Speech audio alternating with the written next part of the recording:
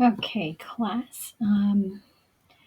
This is a recording, a video to show you how to record using Screencastify.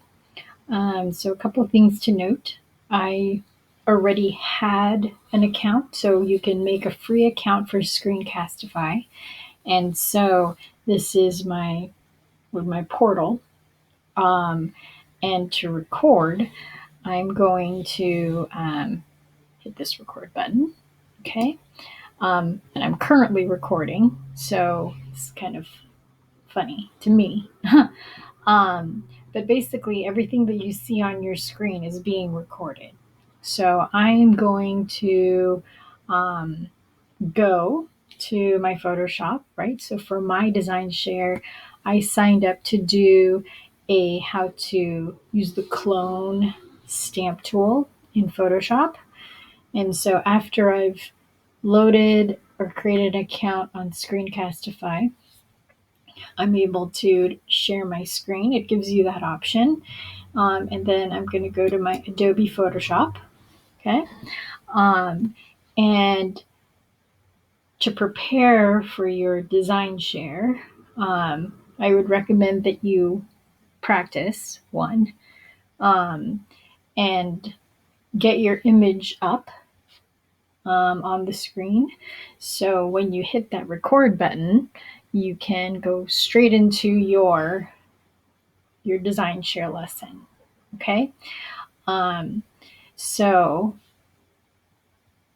this is what it will look like. Okay. So I'll pause and then I'll go into my design share mode. All right. So here we go. Okay. Hi, welcome. I am, for my design share, I am going to show you how to use the clone stamp tool in Photoshop. And this is my demo image right here, the moons, the phases of the moon.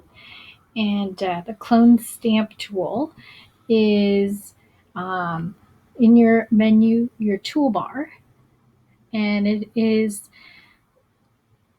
this icon right here. It kind of looks like a stamp tool.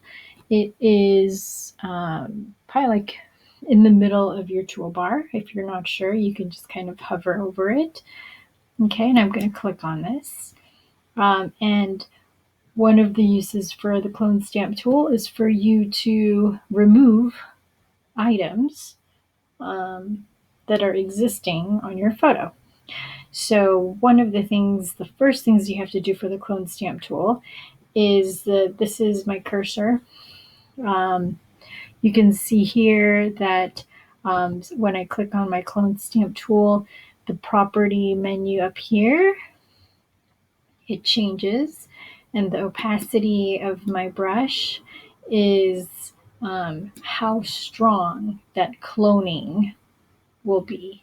So I'm going to set it at about, I'll set it kind of high so you can see the difference. I'll set it at 74. And the way the clone stamp tool works is you have to kind of let it know an area that you want to stamp. So I'm going to hold down my Option key, and you'll see that my cursor changes.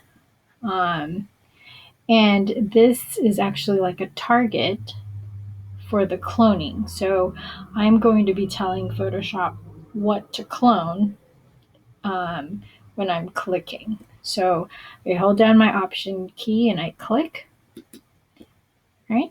And then I start to clone my object. And as you can see, that the little plus symbol above is indicating what I am cloning. Okay. And if you recall, like this cloning percentage is at 74, but if I want, I can make it a little bit softer. So I'll make it at 17. And you can see that it takes me a little bit longer to do the cloning. So this is helpful when I want to make kind of like a more subtle transition in the retouching, maybe make it fade a little bit faster. If I want to increase this opacity so it's just really strong, I can go in here and you can see that it only takes me one pass to clone that object away.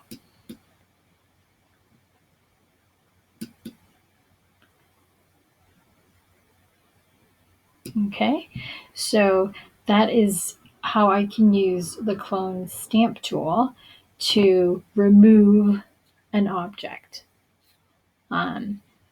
So let me know if you have any questions. You can save your file, your new moon file, and you go to File, Save As, and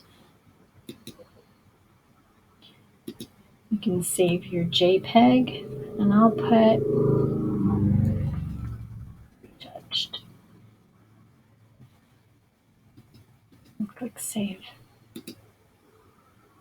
Perfect. So that's the end of my design share, right? So it doesn't have to be very long. I'm gonna stop